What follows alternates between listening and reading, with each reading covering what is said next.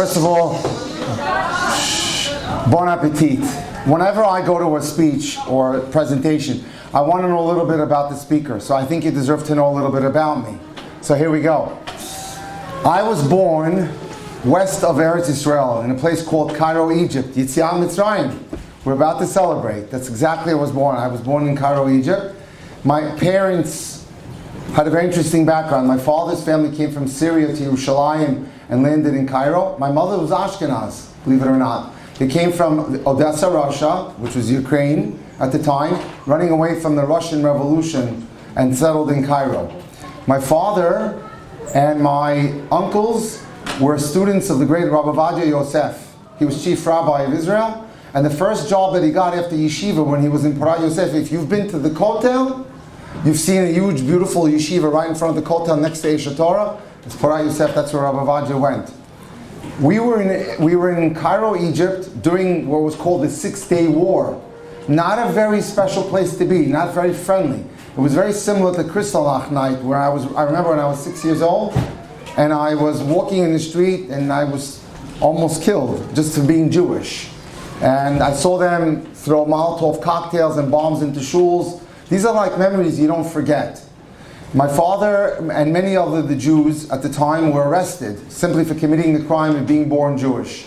See, the IDF, which is the Israeli Defense Forces, had wiped out in a couple of hours all of the planes that belonged to Egypt, and the person who was the dictator at the time wanted revenge, and his revenge was to attempt to kill the Jewish males. But Baruch Hashem, through a series of miracles, we were able to get out of there alive. We landed in New York when I was 7 years old. I went to Talmud Torah in the Sephardic community, but something very interesting happened. When I was 12 years old, one of the greatest tzaddikim in the last 100 years moved into a block away from me, and I became his student. His name is Rabbi Victor Miller. You must have heard of him. He's huge. Anyway, he would go on to be my rabbi for 40 years. From high school, I was fascinated with medicine. I loved to run. And I was, in track and field and all that. So I went to NYU and Harvard, where I specialized in a pre-med program. And then eventually, when I got to medical school, I was chosen as one of the doctors for the Olympic Games in 1984 in California at the time. I came back to New York, and I started to practice in medicine. But I always wanted to work 1 to 8, because I wanted to be able to devote my life in the mornings to teaching Torah. This is what Rabbi Victor Miller had encouraged me to do, especially working with people that were not so close to Yiddishkeit. Eventually I moved to Miami for professional reasons, but then I got very involved in Kiruv work there for Eish Torah. I taught University of Miami for 7 years, Shiurim every Wednesday night, for people mostly, not from, not very religious. And Friday night and Shabbat morning, we always had many students in our house, and we helped them to Hashem get religious.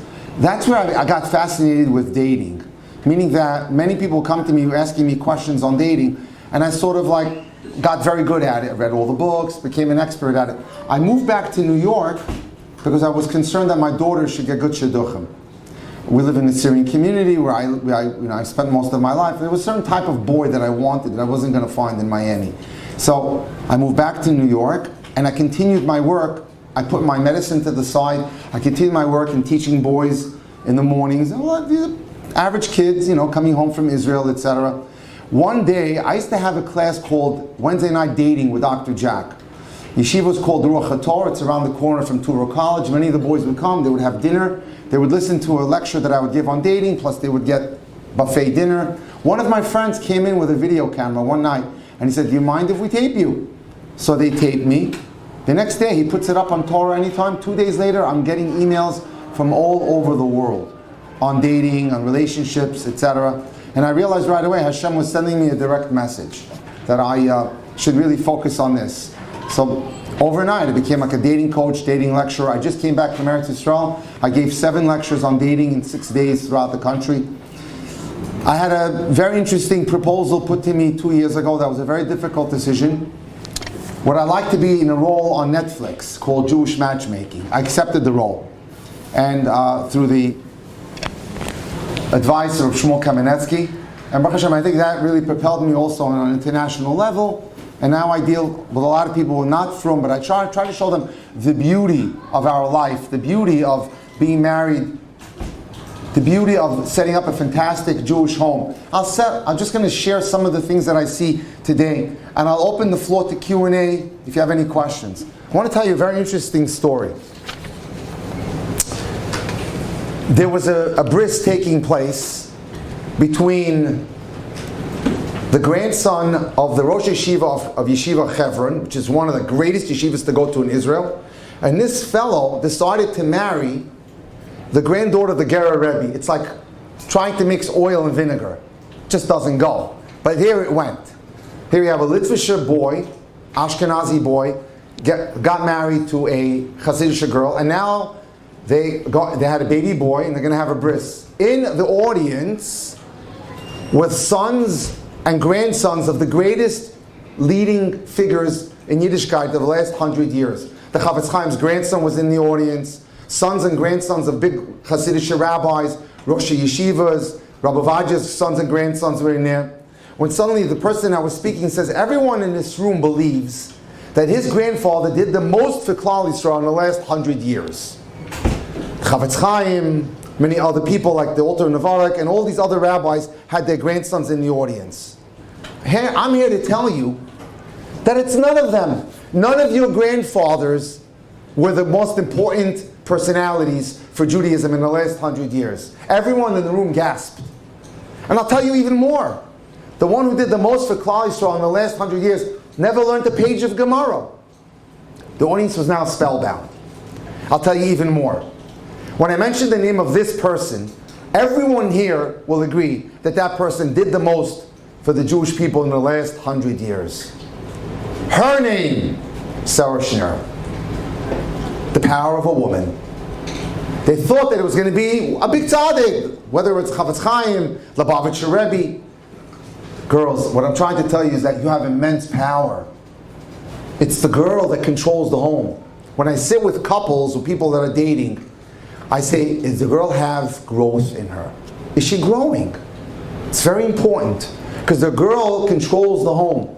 Here we have a case of a woman who was inspired to save the Jewish people at a time in Europe when, unfortunately, the matzav was going down and down. People were becoming not religious by the scores, by the hundreds. She took the initiative and decided to start teaching classes in groups of 10, 20, 30. She got the bracha of the greatest tzaddikim of the time, the Chavetz Chaim, the Ger Rebbe. And she literally saved the next generation of Jews. She taught girls what it means to be machshav Torah. She taught girls what it means to support a boy who wants to go into learning. Because that's a great home. When I sit with people, young people, and they ask me for advice, I say, the greatest thing you can do is take a year to learn in a kollel, or take a year to learn in Eretz Yisrael. It has profound effects. There's a lady out there, her name is Gila Mandelson. She became one of the biggest experts in the world in Shmiras Negiah. She wasn't from at all. She went on something called Project Birthright, you may have heard of it. She gets to Eretz Yisrael, someone takes her to a wedding that's a frum wedding. She's in jeans, she's never saw this before. She's shocked by the tznius, by the mechitza, what's going on? And they're telling her how it operates. She then gets a bug in her head and she says, you know what? I want this too. I didn't get an opportunity to discover my heritage as a Jew. My parents weren't from. So she enrolls in a place called Neve Yerushalayim, which is a great place in Eretz Yisrael for girls to come back to learn about Yiddishkeit. And slowly she becomes religious. Now she says to her madricha, I want to start dating. I want to live in Eretz Yisrael. So they set her up with a guy, who was learning himself in Eshet Torah. Himself was a Baal Tshuva as well.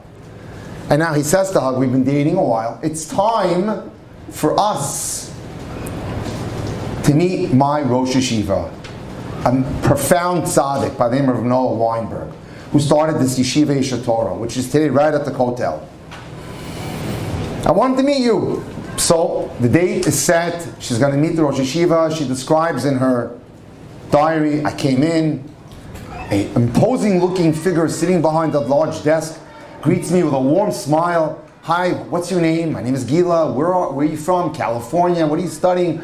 She says, I'm going to be a therapist, psychology, get my degree in Psych D. So she says to her, interesting. And then schmoozing along when suddenly he asks her a question. Gila, can you tell me what is the definition of love? What is love to you? Listen to her answer. After she gave the answer, she was so embarrassed she didn't know where to hide. She says, Rav, love is the feeling you have when you feel like you have that feeling. And she was so embarrassed. She says, I can't even define what it is. And how can I be getting ready to get engaged? And she says, it can't be a feeling. A feeling is something you wouldn't want to depend on to live the rest of your life with someone. She writes like this, if you base it on a feeling, you could be choosing someone who's an abuser, immature, a control freak, or someone just not right for you. And feelings are fickle. They come here, they come one day and gone the next day. No, love is based on values. Is he ethical? Is he moral? Is he honest? Is he growing religiously? Is his Yiddishkeit good? Does he have a Rav? Can I depend on him? Does he get up to go to work? A few years back, I had a student, Talmidah, went to Beis Yaakov in the Sephardic community. Her husband was getting up at 2 in the afternoon every day, never went to work. Is he a person of integrity? Is he honest? That's what's love. So she said, you know what? Rav Noah Weinberg taught me that day what is the definition of love. And this is what I teach others. Love is the attachment that comes between a man and a woman when there's an appreciation in each other's goodness. That the person is good, that the boy is good, that the values are there, that the kindness, consideration, that the midos are right. When you base your relationship on that, then you have a foundation that lasts forever. That's what's important. I'll give you a story that hits it home. About 120 years ago, maybe a little less, a young couple in Romania decides they want to move to America. Everyone else was moving to America. It was called at the time the Golden Medina. So they had just gotten married, Shana Rishona.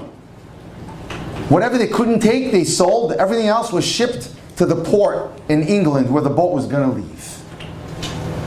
So they get to the port, and she's so excited. His name is Fegi, his name is Shmuel. And they're waiting amongst throngs of people. They board the ship. When suddenly they hear Yiddish, someone screaming in Yiddish. Shmuel's like concerned, what's going on here? So he says to Fegi, let's see what's happening. So he approaches where the voice is coming from, and he sees a young boy in a cap in an altercation, in a conflict with the immigration officer. So he asks the immigration officer, because he spoke English, what's the problem here? He goes, this boy is trying to get on the ship, and he has an invalid passport. And he asks the boy, what's going on? He tells him, my uncle passed away. I was living with my uncle. My parents are already in New York. They sent me a ticket. I have nowhere to go. They sold the house where I was staying because my uncle, had a deed, a tzvah, a will that said the house should be sold. I'm going to sleep on the street. I got to get on this ship. So Shmuel looks at the immigration officer and he says to him, what's the problem? Let him on the ship. And they start to now haggle away. Fegi looks at her husband. She says, they just blew the first horn. You have 3 horns and you're done. And people are starting to embark on the ship. Keep in mind what I said about midos. So he says to her, don't worry, Fegi, I got to help a Yid. I can't leave him alone like this. He has nowhere to go. He's going to end up on the street. So Shmuel continues to haggle with the immigration officer. They blow horn number 2. Fegi looks at him with one tear coming down her face. Shmuel, our entire life and possessions are underneath that boat. We got to get on that boat. He looks at her and goes, there are other boats. Don't worry. We'll figure it out. They blow horn number 3. The boat's out to sea. He looks at her and goes, we're going to go back to London. We're going to help this boy with his passport. We'll go on another boat. My dear friends, the next day the world discovered that the Titanic had sunk. Had he got on that boat, he would have died with his wife. I'm sure you heard of the story of the Titanic. It was his midos that saved the day. The fact that he cared about another person. Fegi and Shmuel would go on to get on another boat. Made it to Canada. where they had 5 children, over 30 grandchildren. That's what you want. Character. When you spot character, you're in. So some of the things that I want to share with you, that I share with my students and my clients, those that I help, it starts with Emunah. Hashem's got your back. That's very important. And Emunah begins with saying thank you. 2 or 3 minutes every day. Something that I try to advise everyone. Thank you, Hashem, for my eyes and my ears and a beautiful school that I go to, that cares about me, that loves me, is warm with me. Now I'm going to hit you with something you're not used to. Say thank you for what's not going well as well. That's the main thing that I learned 15 years ago. Thank you, Hashem. I didn't get into the class that I wanted. My friend spoke Lashon Hara about me. It's all part of the program of Emunah. Thank you, Hashem, for what's going well, and thank you for what's going well. One of the greatest ways to get a miracle in the Yeshua, is to say thank you for what's going well in your life. Because now you're admitting and seeing that it's all from Hashem and it's all for the best. And I'm going to share an amazing story with you that proves it. Here we go. A young boy in Yerushalayim is in yeshiva, is in a top yeshiva. He's 22 years old. Shidduchim time. So he starts going out with this girl, that girl. Nothing works out until girl number 5 comes into his life. He likes her, it goes well, they date, they get engaged, everything's looking fantastic. They set the wedding date for December 15th. Happens to be just like this month, the Hebrew month and date were the same. It was 15 Kislev, 15 December. He's sitting happy-go-lucky. He had given up his prized seat in his yeshiva to another bacher, and he had alerted a very prestigious kollel that he was going to join them, and couldn't wait to have him. 3 days before the wedding, he's sitting in his living room, chilling. A week before, he had said his last goodbye to his kala to be. They weren't going to talk for the week, and they were just waiting now for the big day. So it's 3 days before the wedding, 12 Kislev, 12 December, when suddenly a phone call comes in on the landline. His mother picks it up. Ken, mizeh? Ken, echiyeh? Ze lo yachol lehiyot. She's like frantic, and he's listening to her. He's trying to get her attention to find out what happened. But she's too busy, so she says, translating, well, help her out. Calm her down. What's the problem? What do you mean you can't? This is what's going on between the mother and the person on the other side of the phone. When finally she slams the phone, she looks at her son, she's white as a ghost. Chazi, they canceled the wedding. Could you imagine? 3 days before the biggest day of your life, your wedding is canceled. The guy sees ash. What? How could it be? He said that she got psyched out a day before, and she just can't go through with it. The next 3 days were the most difficult days of his life. It's Shabbos. He doesn't want to get out of bed. After Shabbos, he says, what am I going to do? Let me go to the kotel. I can either jump for joy or jump off a roof. One or the other. So he goes to the kotel. It's Motzei Shabbos. Picks up a Tehillim. And he opens it randomly. And he gets to Perek Kuf, which is 100. Can anybody tell me which one that is? Come on, it's famous. Mizmor LeTodah. Thank you, Hashem. He said, what's going on here? Why would it open a Mizmor LeTodah, thank you, Hashem? You'd expect it would have opened to some Kapitel Tehillim about David's problems in his life, the people that are chasing him, the enemies that he had, because if you open Tehillim, he cries and he mourns and he's constantly in pain of all the problems of his life, but how Hashem comes to his rescue. So he's like wondering, this doesn't make sense. Mizmor LeTodah, so he closes the Tehillim and he opens it again. This time he gets Kapitel 92. Mizmor Shir Yom HaShabbat Tov Lehodot LaHashem. A song on Shabbos. It's great to give thanks to Hashem. So he davens and he says to Tehillim and he cries his eyes out, and at 3 a.m, he decides to go home. He goes home, he sleeps. He gets up late, his cell phone is ringing, he sees who's on the ID. Oh, it's the Rosh Kollel. I don't know when to talk to him. I'm going to tell him now that the wedding got canceled. Yeah, he says, you know what, let me pick up the phone. So he picks up the phone, and Rosh Kollel says, how are you? I hear there's no wedding. Yeah. It's okay. I'm not giving up on you. I want you. Rosh Kollel, it's not possible. I'm a single man. Single boys are not admitted to kollel, it's for married men. No, I want you. I heard you have great middos. I'd like you to date my daughter. Oh, what's going on here? Wow. I'm not ready for that. I didn't even get over my ex and all the trauma that I've been through. Let me think about that one. So he calls his friend and he says to his friend, says, Yoni, you know what? How's about you and I take a 3 or 4 day trip to Eastern Europe? Let's go daven at the Kvarim. We'll go to Uman, we'll go to Mezhebuch. Let's go to the Baal Shem Tov. And that's what they do. And they go to Mezhebuch and they're there. I've been there several times. That's where the Baal Shem Tov is buried. And he starts to cry. And he says, Hashem, why are you doing this to me? I'm such a good boy. I learn Torah. I'm about chesed. I honor my parents. I give tzedakah. Why? He's shedding tears. Unbeknownst to him, there's a famous tzaddik to the left. I know him quite well. He wrote a very, very famous book called The Garden of Emunah, Shalom Arush, to his left. And he's wondering, why is this boy crying like this? So he walks up to him and he says, young man, what's going on? And he says to him, tells him the story about how he was almost married when the whole thing crashed.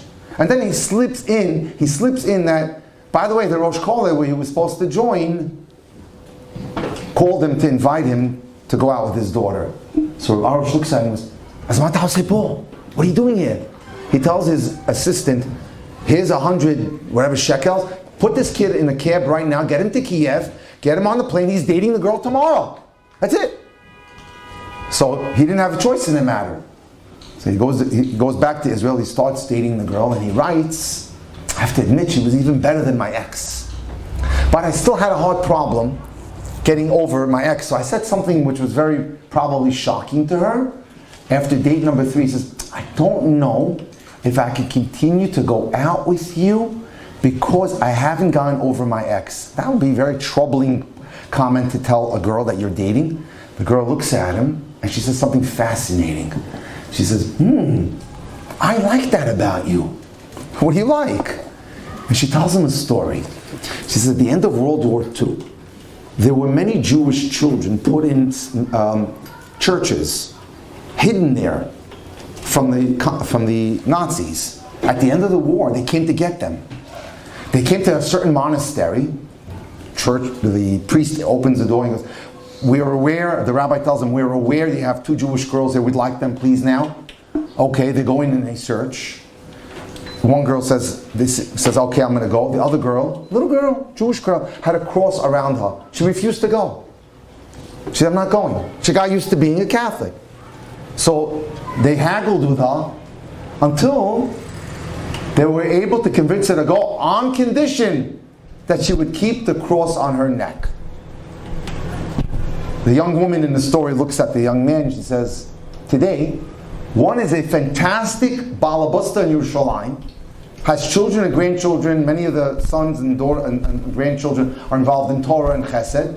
One went off the derech and is a bum. Who do you think is that girl today? Girls, take a guess. Who do you think? Who's the one that made it in life and who's the one that's a bum? Tell me. Anybody want to guess? The girl that had the cross is today the tzaddiket. And the young woman explains to him why. He says, you know what happened? She was fixated with being a Catholic. But once she got to change her loyalty from that back to Hashem, she became the best. And so she looks at him and says, you know what? I know you were going out with that other girl. All I have to do is get you to change your loyalties from her to me. And so she did. And they got engaged. And they got married. And here's the punchline to the story. A month after they're married, our young chassan gets a phone call from a man checking out his ex for his son. So he calls him up and he says to him, so how come you broke it up with her? What do you mean? She broke up with me. I didn't break up with her. So he says to him, you didn't know she had a nervous breakdown? What are you talking about? So he says, can I call you back? So the chassan makes a few phone calls. And he found out she had a nervous breakdown the day before they called his mother. And she was put in the hospital. And do you recall what happened when he went to the kotel and it opened Mizmor LeTodah? Thank you, Hashem. The lesson here is Hashem was trying to tell him, I saved your life. I saved you.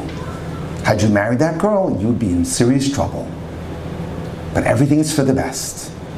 He had to go through what he had to go through in terms of the journey.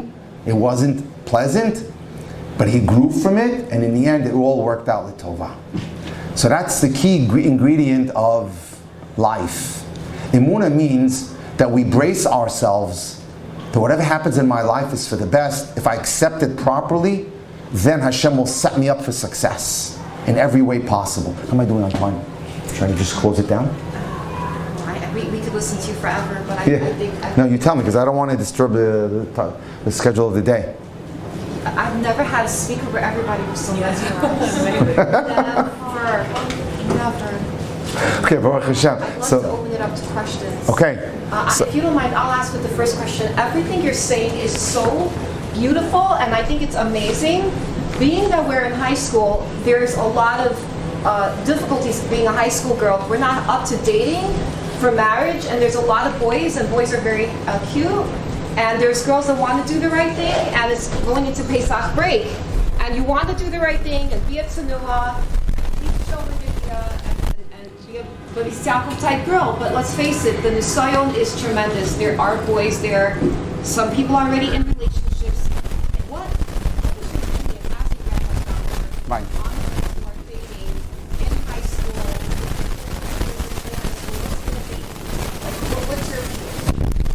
I'm thinking of a story that happened with me 5 years ago, maybe 6 years ago, where two very, very influential rabbis came to visit Zechariah Wallenstein, who passed away.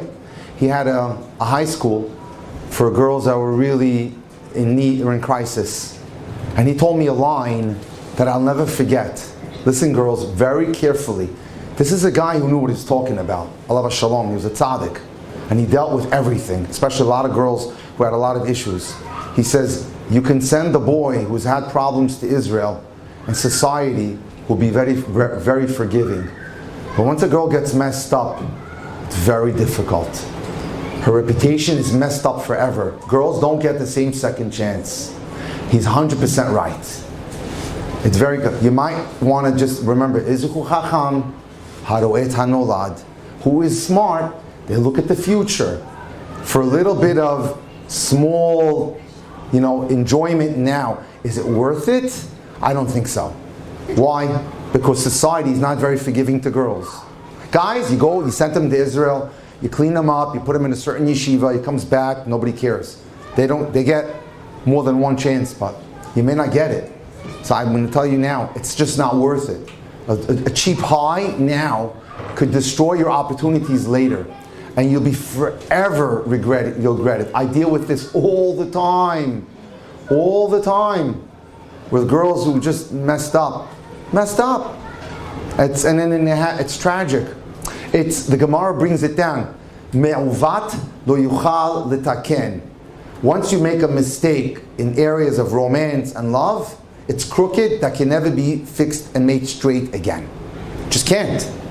Is it worth it? No. And I know what you're going through. Listen, I've been there, done that. In terms of teaching this stuff. And I deal with all types of people. All types. From zero religiously to all the way to the most frum. It's just not worth it. You're going to give away your best years. You have golden opportunities. Now,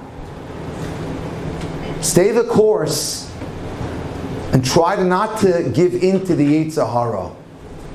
I'm going to tell you, I just did a video. I'm going to share it with you guys. Sushi. Everyone loves sushi, right? We all love sushi. In Japan, which was the originator of sushi, there's a certain fish they love to put in the sushi. However, right?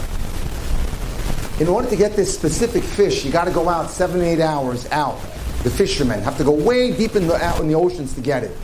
So when they catch it, they found that when they caught this specific fish and brought it back to shore, by the time they came back to shore, the taste was gone. So they said, okay, you know what? We'll catch the fish, we'll freeze it in these big coolers, bring it back to shore. Again, the taste was gone. Then they said, okay, you know what? We'll put little tanks on the fish. We'll catch it live. Let it swim around. By the time it gets back to shore, it'll probably be the same. They get back to shore, and the fish were all tired and wiped out, and the taste was gone. Some enterprising, smart guy figured it out.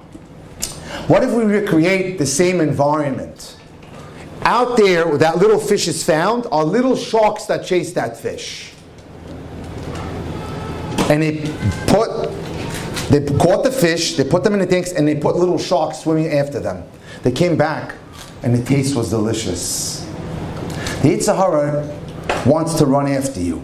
He wants to get you. You understand? He wants to nail you. Our mission is to realize that we have nisyonis in life. But if you can overcome the nisyon, if you can overcome the adversity and be strong, listen to your moras because they know better. Don't think, oh yeah, I got this. No, you don't. You're going to end up making the same mistakes people ahead of you made. You can handle the adversity and you'll come out like the fish, smelling and tasting great. You know, it's interesting. We just had one of our top teachers, you met them outside. Yeah. Her chassan, you all met him. He has this engaging, amazing, charismatic personality. He was at her house like literally every day. He's her brother's best friend. They like each other, let's face it. They like each other. Never touched, never dated, kept things super, super Toradic, and look, they're rewarded with this amazing life. I mean, they love each other, they're happy. So, you know, this is what I wish for you. If you could just wait. But I worry because, you know, the girls are so beautiful, and the boys, even sometimes the boys are in yeshiva, and it's the girls who try to go for the boys. It's 2025, and I hope people can be strong and do the right thing. But let's open it up to you. Do you guys have any questions? You have a rabbi, orthopedic surgeon in front of you. You can ask on any topic whatsoever. We don't judge, we promise. Yeah, go ahead, Leon. I really regret coming late. I want to know everything. I really regret it. I'll send the video file to Mrs. Goodstein. Please. Yeah. By the way, I'm happy and delighted to leave you with my phone number. It's public to the world. You can always write me a text. If you want to ask me a private question, I'll be delighted to answer it. So if you just want to write this down, my number is 305, right, 206. I have it. Right, yeah, 1916. I'm going to post on the chat. Right. You have a question, Kelly? Go ahead. How can somebody earn your trust back? How could someone earn your trust back? How do you earn their trust back? If they've been mistrustful to you. What? If they weren't honest. If they weren't honest and they kept things, and they say that they want to earn your trust back, not just a guy, too. How do they earn your trust back? There's a concept of chazaka in Hebrew, which is an assurance that the behavior is properly. You need to see, chazaka means, if I've seen you do something 3 times in a row, in essence, now that's your mode of behavior. You need to see the person behave properly at least 3 times and not do that same mistake to you again. Then you know that they're on the path of behaving better. Any other questions? Go ahead. How do you get their trust back? Well, they claim that you were dishonest with them. Yeah. Same thing. You have to show a different pattern of behavior. And if that doesn't work? It's not for you. Yeah. Thank you. Any other questions? Yeah, we have a question. Go ahead, Holly. Says that like a girl doesn't get a second chance, but what would you say to a girl who already like messed up but wants to move forward? It's not that she doesn't get a second chance, it's that it's much harder to get a second chance. She has no other choice, but if I was her, I would first of all reassess my friends. Friends are critical. You know, there's a comment in English, tell me who your friends are and I'll tell you what you're all about. Take a look at your friends to see if they're taking you this way or they're taking you that way. If your friends are not the best, in terms of midos, you may want to shake up the lineup. and get a new set of friends going, because if you associate with better people, then when people see all of you on the street, you'll be now affiliated with a better crowd. And that crowd can have a coattail effect and carry you better. So it's important. Reassess your friends. Reassess yourself. What am I doing right? What am I doing wrong? Connect with a mentor. Meaning take one of the beautiful and wonderful teachers that you have and ask her to guide you on a better path. Dive into Hashem. Do a little tshuva. I'm sorry, Hashem, I did X, Y, Z, but with your help, I'll be strong and I won't fall again. So it's a combination of spiritual, friends, and attempting a different path in life. There's a concept called the way you go is the way you're led. If you choose good, Hashem will open doorways of good to you. If you choose to, Chas v'shalom, not you per se, if a person chooses to be a bum, Hashem will open the door for that too. It's what you choose. Choose carefully. Okay. What if you're friends with a bad influence, but she's telling you the right way because she's been there, done that? I don't know. I would reassess if I want to keep her as a friend. Right? You know, you want someone with a proper yesod, a good foundation. Yeah. Yes. Yeah. I'm going to ask a question for the girls. A lot of girls say that we're dating for marriage. Do you think that's something possible? How old are they? How old are you guys? 14, 15, 16. Trust me, you're not dating for marriage. Trust me. No, not even close. Don't do that. Yeah. Today, let me tell you something. Girls. You have to understand something today. Listen to me. Today's young couple, most 98% are dual income.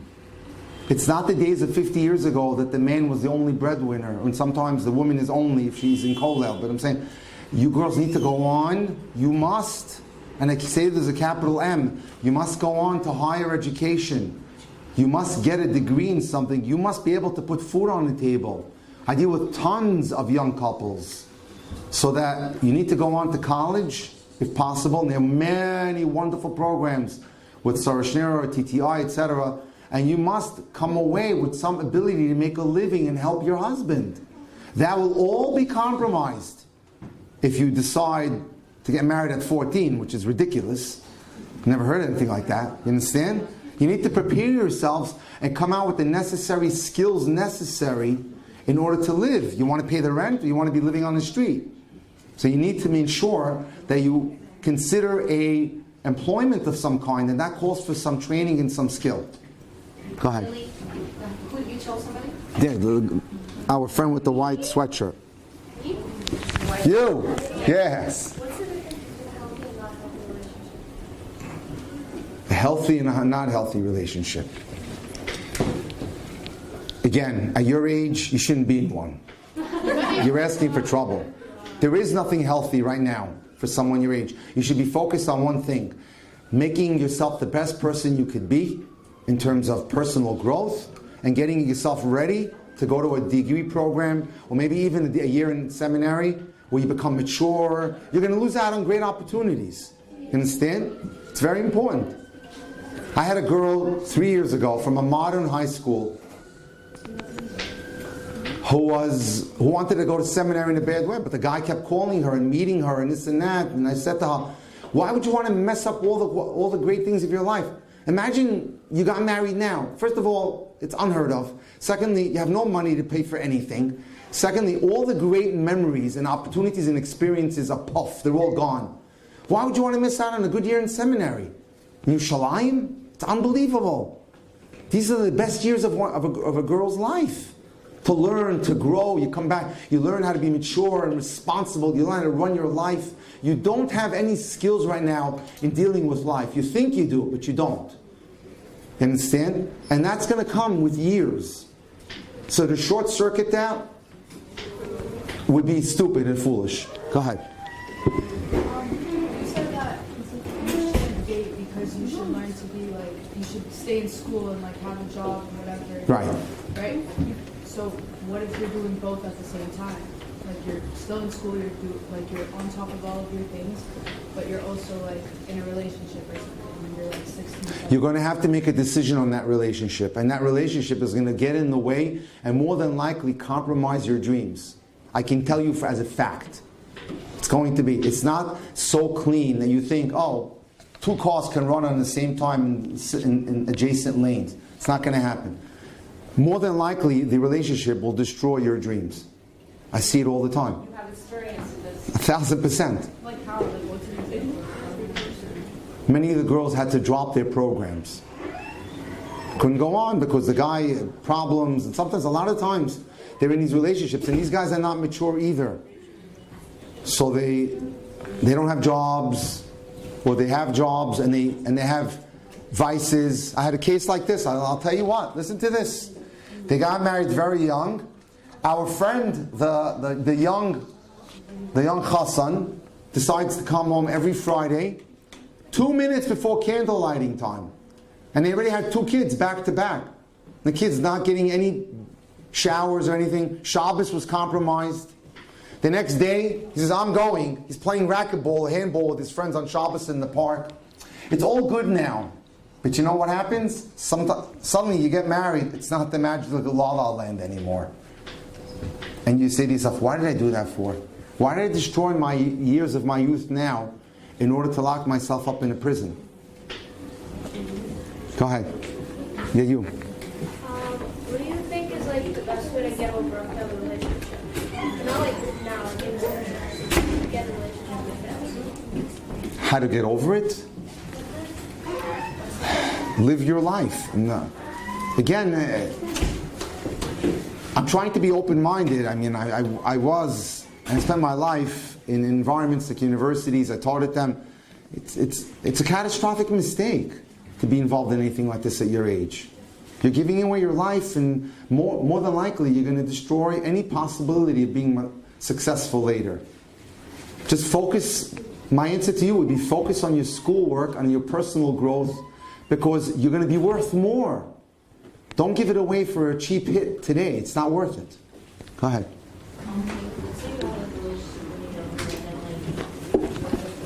I can't hear you. And then, like, when you're older, you get married, like, could it ruin, like, your marriage relationship? One more time. Your relationship right now, when you're married later in a relationship. For sure. Because I'll tell you what. You're not learning. Marriage is serious business. Let me say something to you. Marriage is serious business. We live in an age where the divorce rate is 68%. A young couple that gets, let's just say, theoretically would get married now young, doesn't have the necessary skills and doesn't have the maturity to be able to remain together. In order for that to happen, you need to go through life. You need to have gone through struggles on your own. You need to have gone through disappointments on your own. But now, if you cut 5 chapters out of the book and go to the middle of the book, you basically don't have the necessary tools and you will flop. What happens if you like have everything, you know what you want already, and like you and your partner or whatever you have, like you're mature enough to go, like you take it step by step, like you know each other, like this, that, right? And then whatever, like things happen, you get into arguments, you become immature a little bit, this, that, and then you just grow slowly by slowly with each other, right? And like whatever, like you're stable, like that person is stable and everything, like what does that have to do with anything? If I don't want to go to Israel. I want to make a comment about your plan. Your plan is a circle that's about this circumference. But the reality of life is it's that much bigger. You think you know everything. You know very little. And it's not because I'm being hard on you. You haven't experienced much. And also, you think your partner is not going to change? I mean, I don't know if I'm not that, but...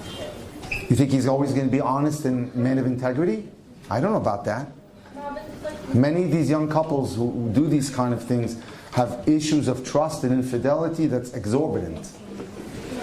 Don't think he's going to be interested in you.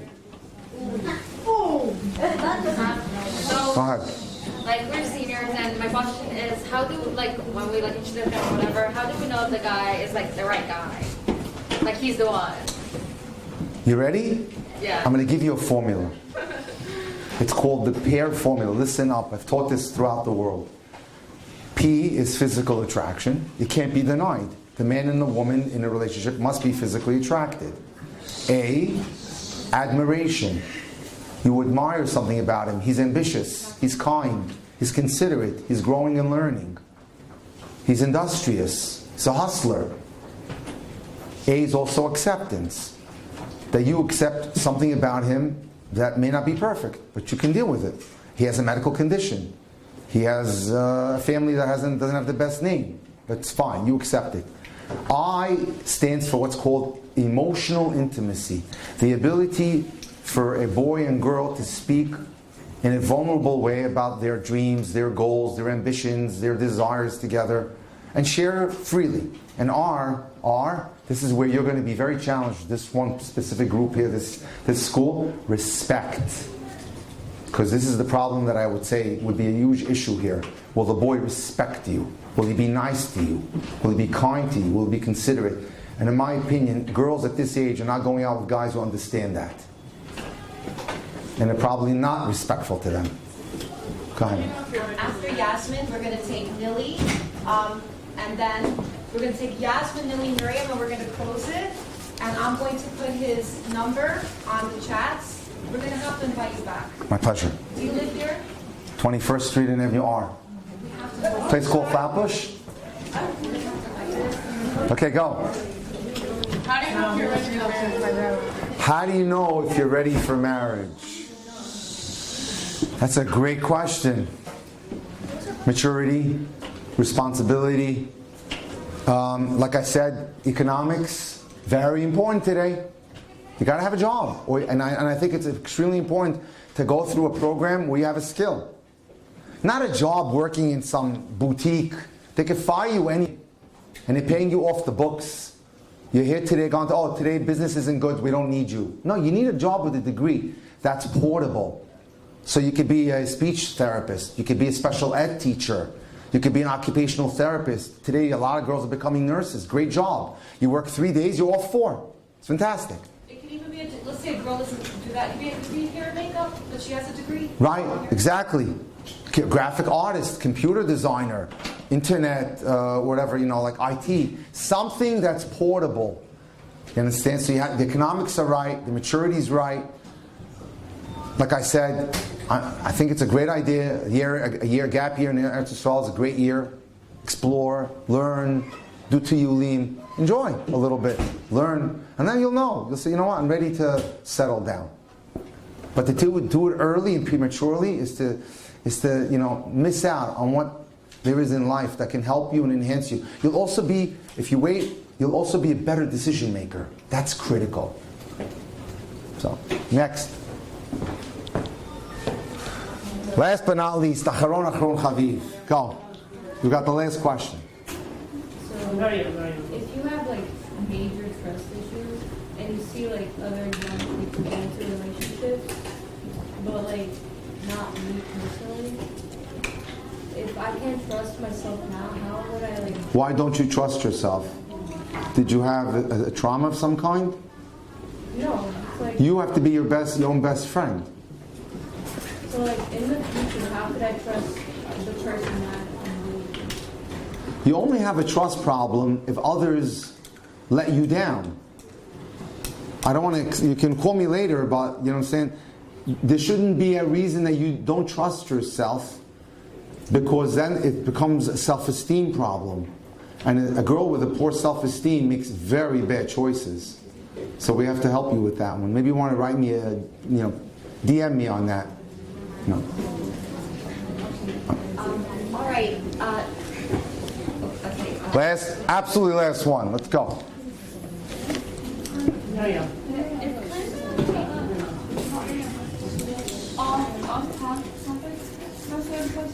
Go ahead.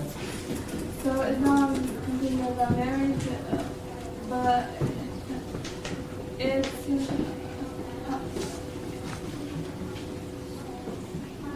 about whenever a boy is becoming money and whenever a girl is thinking about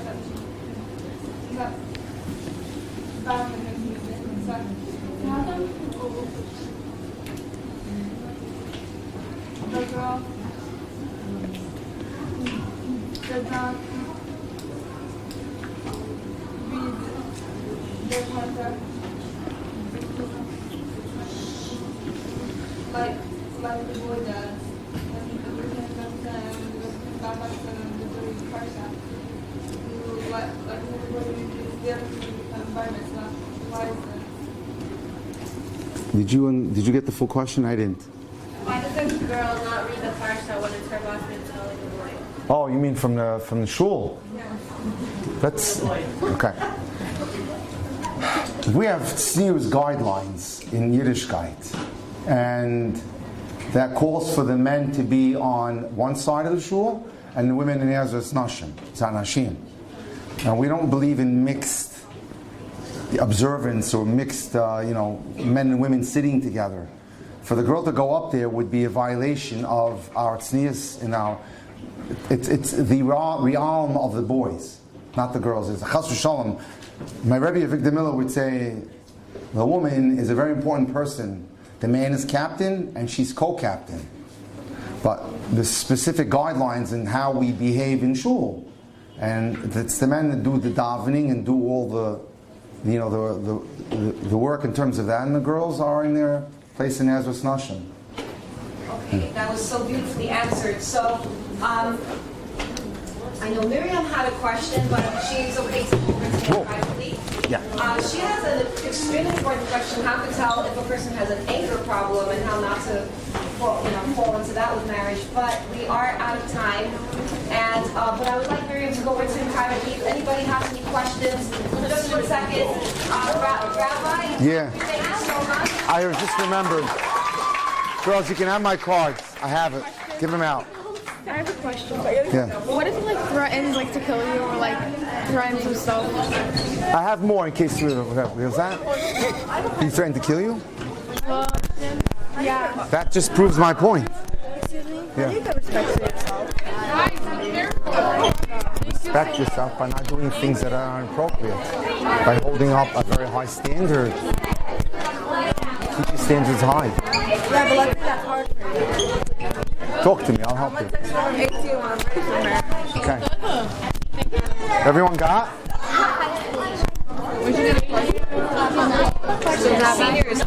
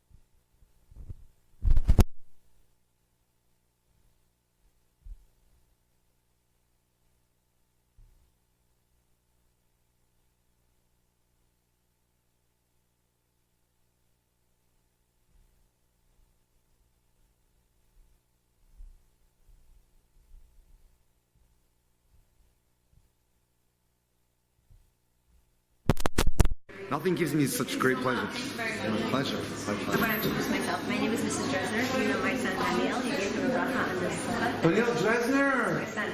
Love him. I'm the English translator. Wow. I was going crazy that you were taking so long, but they him loved and it. all, I got them all married.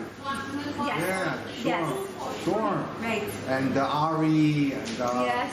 all the whole cover. Yeah, the whole cover. Jacobov. I got them all. A shirt that they were Yeah, I used to lecture to them for about 20 years. I just have to quickly sign something. I'm going to be right back. Thank you for coming. We loved it. You guys are 20 minutes late for English. Tell my best of luck.